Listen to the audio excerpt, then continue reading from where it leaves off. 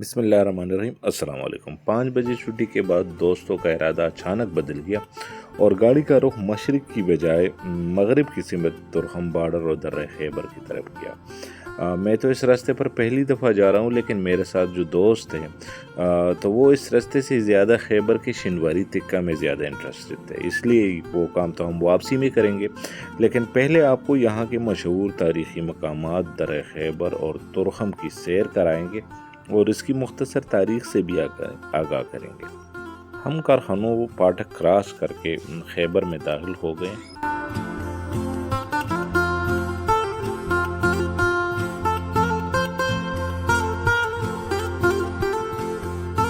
مشہور باب خیبر کو کراس کرتے ہوئے ہم خیبر پاس اور لنڈی کوتل سے ہوتے ہوئے ترخم بارڈر جائیں گے۔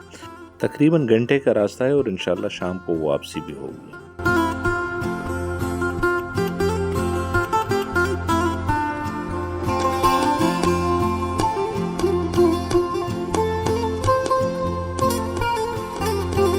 خیبر جس کی تاریخ پر اگر نظر دوڑائیں تو تک جائیں گے۔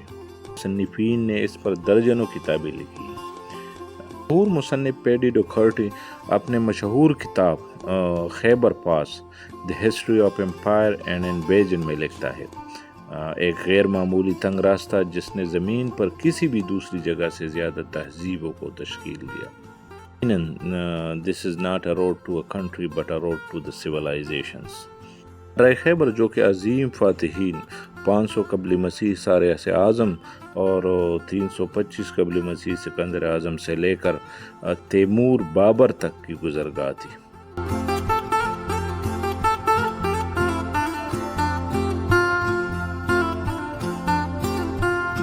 سال سے درہ خیبر سینٹرل ایشیا، یورپ اور ہندوستان کے درمیان ایک اہم تجارتی روٹ تھا، بلکہ بدھ مت کو ہندوستان سے چین تک اور اسلام کو مغرب سے ہندوستان تک پھیلانے میں اس درے نے اہم کردار ادا کیا۔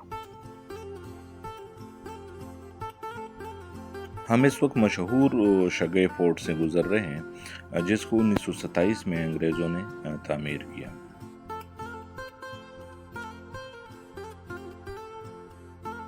تغیر کی بڑی بڑی تہذیبیں آریہ، کشان، خانہ بدوش، سفید ہنز اسی راستے سے ہندوستان میں پھیلے اور عظیم گندھارا ریاست کی داغ بیٹھ ڈالی۔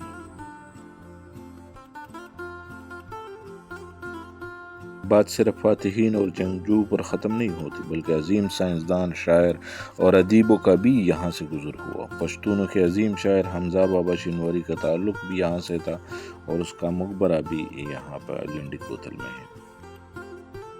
اس وقت خیبر کے مشہور علی مسجد سے گزر رہے ہیں۔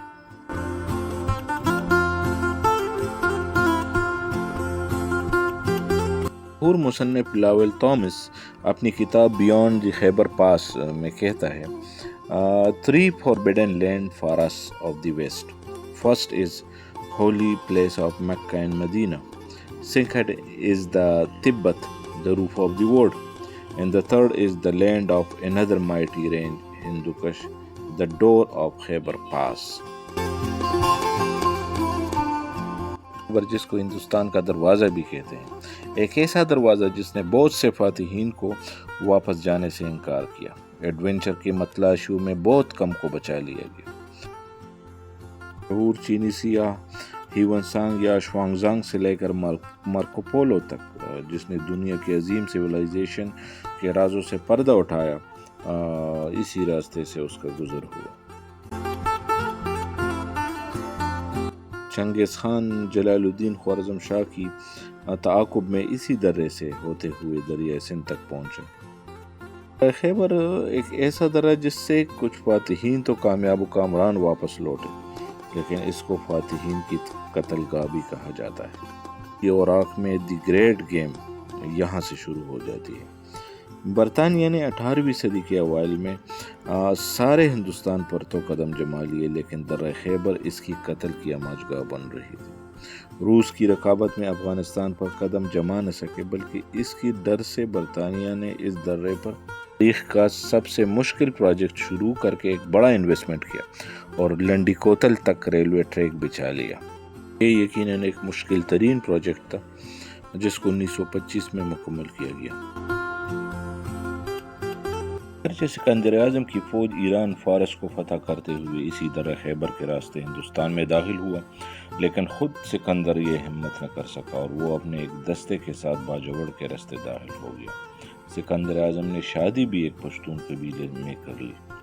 مغول تو اسی راستے سے ہندوستان میں داخل ہوئے، لیکن اس کو سب سے زیادہ مزاحمت کا سامنا انہی افریدی قبائل سے ہوا۔ مغول بادشاہ اکبر نے اپنے یادداشتوں میں ان کو سختگیر قبائل کے طور پر یاد کیا۔ مغل حکمرانوں اکبر اور جہانگیر نے ان قبائل کو زیر کرنے کے لیے بہت سے مہمات روانہ کیے، لیکن بہت کم کامیاب رہے۔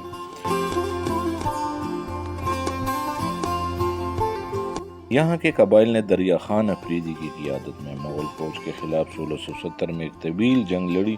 مغل افواج شکست سے دوچار ہوئی۔ 72 میں یہاں پر پشتونوں نے مغل افواج پر اچانک حملہ کر دیا۔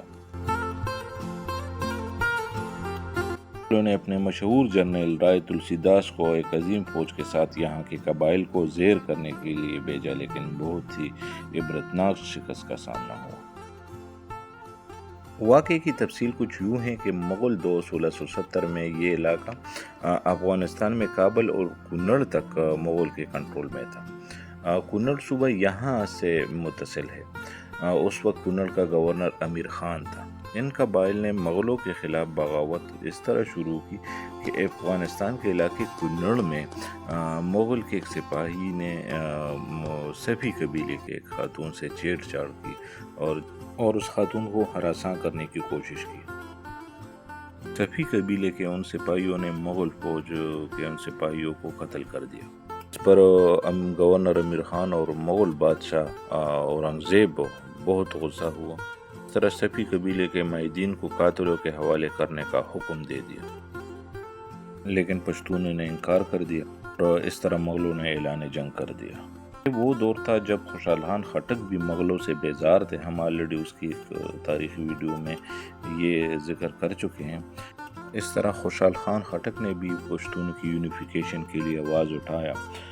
سارے قبائل، پختونوں کے سارے قبائل صافی، افریدی، محمد، شنواری اور خٹک اکٹھے ہو گئے اور مغلوں کو ایک عبرتناک شکست یہاں اسی درہ خیبر پر دی گئی۔ مغل فوج کو اتنا نقصان ہوا کہ 40,000 فوجیوں میں سے صرف 4-5 آدمی زندہ رہ کر فرار ہو گئے۔ ابھی ہم جہاں سے گزر رہے ہیں اس کے دائیں جانب امیر حمزہ خان شنواری پشتوں کے مشہور شاعر کا مزار ہے۔ یہ لنڈی کوتل کا علاقہ ہے۔ ہم لنڈی کوتل بازار کو کراس کر کے ابھی ترخم کی جانب جا رہے ہیں۔ یہ شہرہ سارے ایشیا کا مصروف ترین تجارتی شہرہ ہے اور ہر وقت سینکڑوں کنٹینروں کا یہاں سے گزر ہوتا ہے۔ روس، سینٹرل ایشیا اور افغانستان کی زیادہ تر تجارت یہاں سے ہوتی ہے۔ ہم اس وقت خیبر کے مشہور ریلوے ٹریک اور ٹنل کو کراس کر رہے ہیں۔ گزار اور سنگلاخ پہاڑوں سے گزرتی ہوئی 52 کلومیٹر یہ طویل ٹریک 34 ٹنل اور 92 پلوں پر مشتمل دنیا کی ایک یونیک ریلوے ٹریک ہے۔ اس ٹریک کے متعلق ایک دلچسپ واقعہ بھی ہے کہ جب یہ ٹریک بن گیا تو اس کا افتتاح اس کے بانی انجینئر وکٹر بیلے کے ہاتھوں ہونا تھا۔ 1925 کو پہلا افتتاحی ٹرین وکٹر بیلے کو چلانا تھا، لیکن بدقسمتی سے اس کی افتتاح سے پہلے اس کا انتقال ہو گیا، اس لیے اس کی بیوی کو یہ کام کرنا پڑا اور اس طرح پہلا افتتاحی ٹرین وکٹر بیلے کی بیوی نے چلایا۔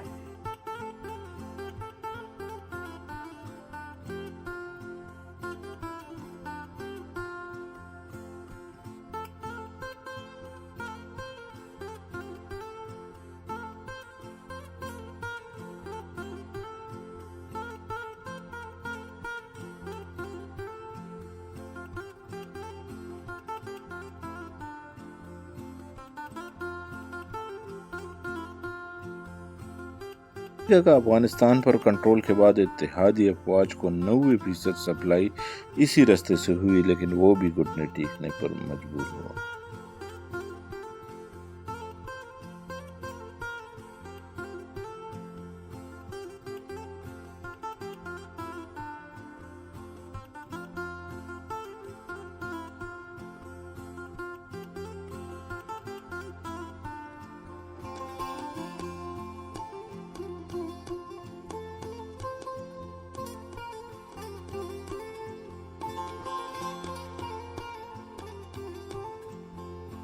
تقریباً 1.5 گھنٹے کی مسافت سے ہم ترخم پہنچ گئے. یہ ہے ترخم. آگے افغانستان ہے، سامنے افغانستان جو نظر آ رہا ہے وہ پہاڑی، اور یہ کنٹینر کھڑے کسٹم کلیئرنس کے لیے. یہ جو ہے نا وہ آگے آپ کو جو نظر آ رہے ہیں، ہم ابھی اس کی طرف جا بھی رہے ہیں. امیگریشن چیک پوائنٹ ہے اور آگے بارڈر ہے. سامنے جو یہ ٹاور نظر آ رہے ہیں یہ افغانستان میں ہے.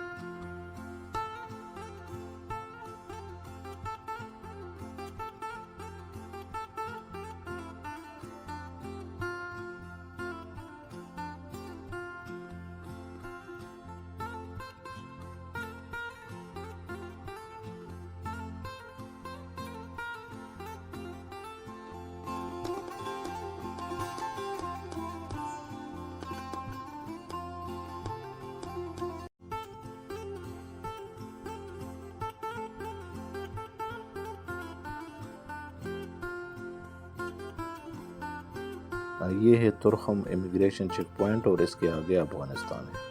ہماری ابھی واپسی ہے. کوشش ہے اندھیرا چاہنے سے پہلے پشاور پہنچ جائے. واپس رستے میں کچھ مقامات جو ہم سے رہ گئے تھے جیسے حجرہ ایوب افریدی وہ بھی آپ کو دکھا سکے، اور میرے ان دوستوں کو خیبر شنواری پٹھتی کبھی کھلا سکے. تو دیکھتے رہیے گا.